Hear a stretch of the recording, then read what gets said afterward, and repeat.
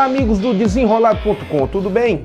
Eu sou André Rosa, professor de História, e estou dando uma sequência ao assunto reforma, que nós estamos aqui, trocando aqui uma ideia legal e discutindo esse assunto que é cara de prova. A gente tem que falar da prova, né? A prova é um pecado? Mas vamos lá, desculpe, vamos continuar. A ideia é simples. O assunto reforma, nós fizemos algumas abordagens no primeiro tema, num primeiro instante. E agora a indagação, o questionamento que iremos fazer é o seguinte: será que Lutero, quando fez este movimento, porque isso aqui é um movimento ou uma religião? Depois a gente discute, tá? Lá pro final eu discuto isso com você. Mas vamos lá. Será que quando Lutero fez isso, ele foi o primeiro? Eu estou te colocando muitas perguntas porque é bom você treinar comigo essa ideia. A reforma, ela foi desenvolvida a partir do século XVI. Mas por quê? Será que precisava? Vamos a isso, vamos a esse ponto. De uma hora para outra, nós vamos ver, como nós discutimos no nosso primeiro encontro, que a igreja tinha muito poder. E eu sempre estou falando de igreja católica, por quê? Porque praticamente o eixo de toda a nossa conversa é um eixo do Ocidente. E a igreja católica, sem dúvida nenhuma, a igreja principal que chega a existir dentro dos aspectos mundiais e principalmente ocidentais. Então a igreja, por conta do grande poder que ela exerceu, da autoridade extrema, até mesmo com algumas entidades jurídicas, como foi o Tribunal da Santa Inquisição, ela criava muito aquela ideia: temos que condenar qualquer pessoa que estivesse contra nós, ou pelo menos que pudesse gerar algum tipo de dúvida. Deus existe? Estou vivo por quê? Como nascem os bebês? Poxa, que natureza maravilhosa. Fala, tá chovendo, você tá me vendo. Isso é o quê? Isso é Deus.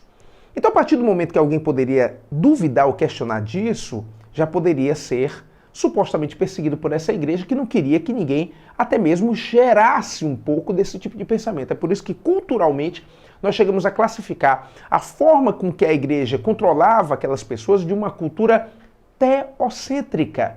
Quer dizer, Deus no centro de todas as coisas, explicando, portanto, tudo que vem a aparecer.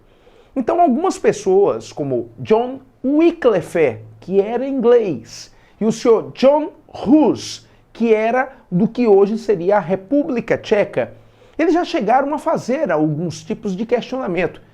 Principalmente o seguinte questionamento: por que a salvação não pode ser de uma outra forma? Ou então, por que não podemos ler a Bíblia? Olha como as coisas se tornaram tão democráticas, né? Você pode estar aí me assistindo de uma determinada forma, não importa qual seja, espero que esteja me assistindo. E a partir daí, assistindo essa aula, estando aqui perto de mim, está perto também da chamada Palavra de Deus, como diz em grego, a Bíblia, o livro sagrado. Então, a partir daí, esse questionamento de ler a Bíblia na sua própria linguagem, que hoje em dia é uma coisa tão comum, naqueles tempos, ao final do século XV para o começo do século XVI, era uma coisa inconcebível. Mas já tinha gente discutindo isso. Então, existiam o que a gente pode chamar de pré-reformadores. Pessoas que queriam já fazer uma reforma, mas não tiveram força, apoiadores para fazer isso até o seu final. Então, Lutero foi realmente um marco, porque ele conseguiu, dentro da Igreja Católica, até mesmo com o título de doutor dentro da Igreja Católica, um doutor em teologia, ele conseguiu, no caso, criar aquilo que é chamado de as 95 teses da Igreja. E propôs isso ao Papa, dizendo: Papa, com essas 95 teses, com a ideia de uma nova salvação, com a leitura da Bíblia feita por pessoas comuns, não somente por religiosos, e principalmente na nossa própria língua, tudo isso vai nos facilitar, vai nos trazer mais fiéis. Como o Papa não concede a Lutero essa reforma que ele chega a desenvolver, então Lutero, com alguns dos seus seguidores, vão fazer o que a gente chama de uma quebra da unidade da igreja, ou, como alguns historiadores chamam, o cisma do Ocidente, já que o Oriente já tinha tido um cisma. Se lembram? Igreja Católica Apostólica Romana e Igreja Católica Ortodoxa. Isso é o chamado Cisma do Oriente, isso é no século XI. Enquanto agora, no século XVI, está existindo o chamado Cisma do Ocidente, que seria a Reforma, que a gente, é claro, em outro momento vai entender se isso é religião, movimento ou o que seja. Mas engraçado, isso tem cara de religiosidade, não é isso? Mas quanta gente vai se beneficiar com isso? Principalmente algumas classes novas que vão surgir, como a classe burguesa.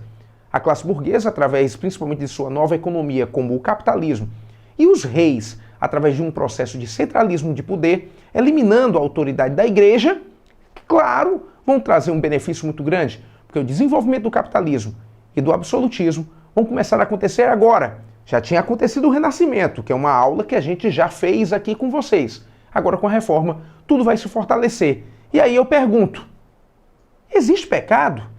Existirá realmente pecado? E se existe na concepção da igreja? É uma pena, burguesia, mas no inferno você já está. Um abraço.